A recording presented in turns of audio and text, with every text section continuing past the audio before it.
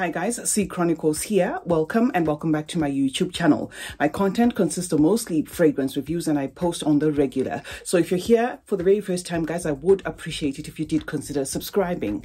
To those who are returning, thank you so much for the continued support. I appreciate you as always. Welcome to 10 clones that outperform the originals. I did manage to pick 10 from my collection, which I have sniffed side by side with what they are inspired by. And I can say these ones, guys, do have great performance. Number one on the lineup, guys, is from Muff, and this one's called Italiano Donna. This, guys, is a warm, spicy, sweet, feminine scent that is intense. It is in the same vein as Dolce & Gabbana's Perfume Intense and has a tonka that works towards that intensity. Do expect a sweet woozy floral here, a fragrance whose tonka for some is going to come across as so intense to an extent leaning unisex.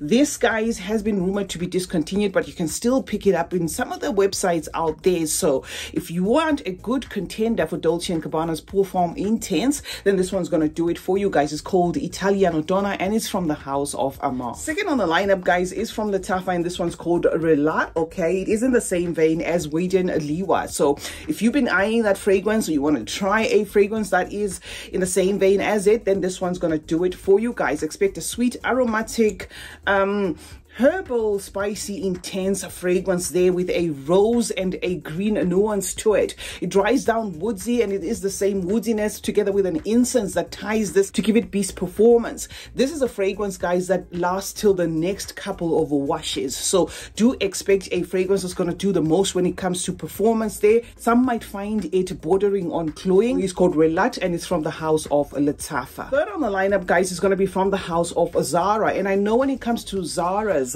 some of us are conflicted there because Zara's either a yay or a nay. But this particular one, Golden Decade, we've got to give Zara its flowers, guys. This is in the same vein as Lib Intense, and they did not joke around with this fragrance, guys. This one is definitely value for money. Expect an aromatic lavender working over time, white florals and some vanilla in the base of this fragrance, guys, that gives it an intensity. So if you're looking for a great contender for YSL Lib, then I'm going to definitely say try this one. Mine is at this level because it borders on cloying and headachy to me, but I thought to clue you up for those who love beast performing fragrances, it's on our number 3. Now, if you're looking for a fragrance, guys, that's going to cost you next to nothing with a performance to match and identical to that which it is inspired by, then Cocktail Intense is one that I thought to drop here.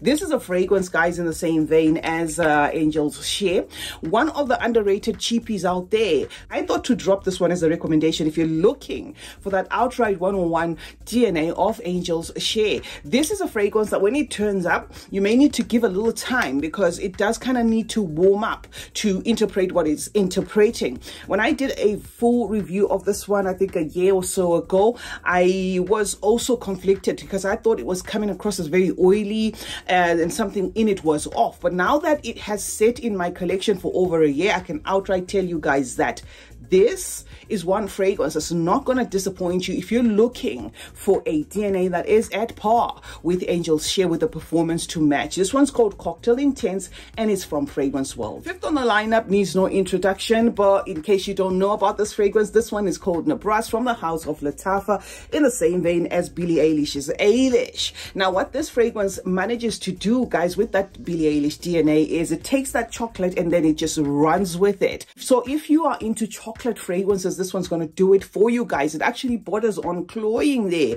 after it sits for a while. It's going to give you a serving of a gourmand fragrance, very sweet there. This is maybe going to lean more feminine, right? So make sure that you test it out if you're a gentleman out there. But I thought to drop it here, guys, as a no-brainer recommendation. If you love that Eilish DNA and wish you could perform better, then you're going to get it 10 times more on a Nebus, guys, from the house of Lattafa.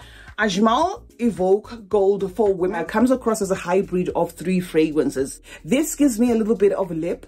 It gives me a little bit of Good Girl, and then it gives me a little bit of Dolce & Gabbana's The One for Women. It feels as though the 3 had a baby, but if I am to extract, I'm going to say this gives me the tonka, you know, that I get from CH Good Girl, and then it gives me the jasmine that I get from Lib, and then the Plum from D&G, the one for women. It presents as a beastly smoothie version of the three. So if you've been eyeing this bottle and you're wondering what it's all about, that is what I can say about it. However, if I'm to break it down there just to simplify it, some people are just going to outright get the CH Gold Girl DNA in this, while some are going to outright get the lib DNA in this. And by the lib, I'm talking about the EDP. And then some are going to get wafts of what feels like a cross between the two, which is why I said it feels like a hybrid of three fragrances in one. This one may not last till the next wash, but it definitely does over 12 hours. So it's Ajmal Evoke Gold, and it's sitting on our number 6. White Diamonds and Rouge is the reason behind this video. I did present a cluster of the White Diamonds fragrances within my collection, and it was this fragrance that actually made me think of clones that outperform originals. Okay, so this one is not Middle Eastern, but I had to clue you up on this. If you're looking for a DNA that is identical to Estée Lauder's Modern Muse de Rouge, but amplify that by 10, then this is going to do it for you guys. It just feels a lot like they played around with that DNA, but went and, you know, presented it the way the Elizabeth Taylor fragrances are presented, where they don't cut corners there in terms of performance. So this is going to be a great contender, guys. Elizabeth Taylor's White Diamonds and Rouge. Very Oud Sublime is a fragrance that won me over. First impressions, it came across as a very light fragrance, but this fragrance is one that needs a maceration. This has, you know, become one of those best DNAs on the market that are at par with Kayali's Eden Juicy Apple, and doing the most actually, because I do have Eden Juicy Apple. So this is going to have the same vibe but amplified. Expect that bright red apple to have a touch of spices, a touch of woods there, but not enough to disturb it. So this is still going to carry the apple, but it's just going to give it a fun twist. It does feel to my nose a lot like that spicy and you know, aromatic twist and woodsy twist to this fragrance is what makes it have that capacity to last up to 12 hours. So this is Betty Oud Sublime from the house of Latafa. 9th on the lineup, guys, is from Swiss Arabian, and this is Oud Azra, a fragrance that dared to go for a DNA from a house that already presents DNAs that are amplified. This is in the same vein as Montao's Honey Oud, and if you know Montao's, they don't joke around when it comes to their oils. So you bet that Swiss Arabian knew what they were doing with this one. This, guys, is going to be cinnamon, spices, woods there. It's going to give you a sweetness there. It's going to come across as a savory, and it's going to come across as thick. If this fragrance, guys, is not wowing you, first impressions, just give it time. This is a thick, polarizing concoction that is at par, guys, with Honey Oud, and for me, this lasts till the next couple of washes. The 10th on this lineup and the last one is this one. This is not a new fragrance. This is probably about maybe even 5 years old, guys. This is from Latafa, and this is Opulent Musk. A beautiful twist to that BR540 DNA. It's going to present as aromatic, as spicy there. It's going to present as mossy. Now, because it is a twist, it's not going to be at par with the BR540. It's going to align mostly with Tiziana Terenzi's Spirito Fiorentino. This, because of, you know, the aromatic accord, because of that spicy woodsy accord, has the lasting power to match, guys. It doesn't exactly do 24 hours, but this is going to do at least 12 to 15 hours. It's sitting, guys, on our number 10, and it's called Opulent Musk from the house of Latafa. So that's a wrap, guys. Those are 10 clones that I feel to my nose outperform what they are inspired by. I'd love to know in the comment section your thoughts about the other ones. Just drop the ones that you may want to recommend that I check out,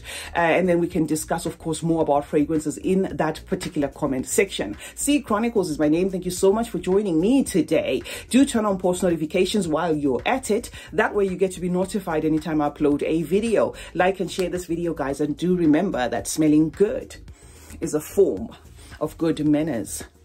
Cheers.